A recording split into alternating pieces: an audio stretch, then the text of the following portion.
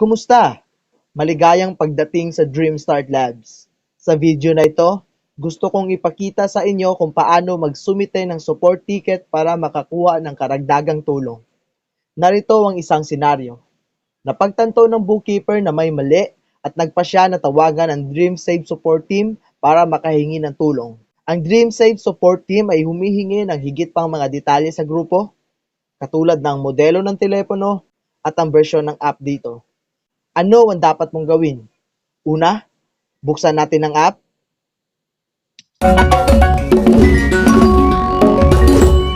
Piliin natin ng wika at piliin ang bansa. Sa pagkakataong ito, piliin natin ang Tagalog at Pilipinas. Pagkatapos, pindutin ang magsimula. Kapag nakarating ka na sa main page ng DreamSave, mag-scroll sa pinakaibabang bahagi at pindutin ang makipag-ugnayan sa support team. Sa pahinang ito, kailangan mong punan ang mga detalye, katulad ng iyong pangalan, numero, at paglalarawan ng iyong issue, tanong o ideya. Subukan nating lagyan. Christopher Valdesco.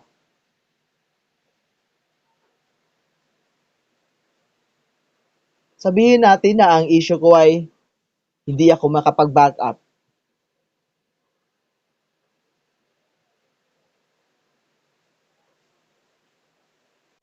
Kapag nalagay mo na ang lahat ng detalye, pindutin ang mag-request ng support. Salamat!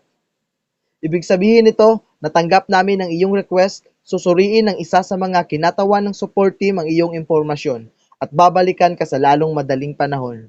Pindutin ang OK.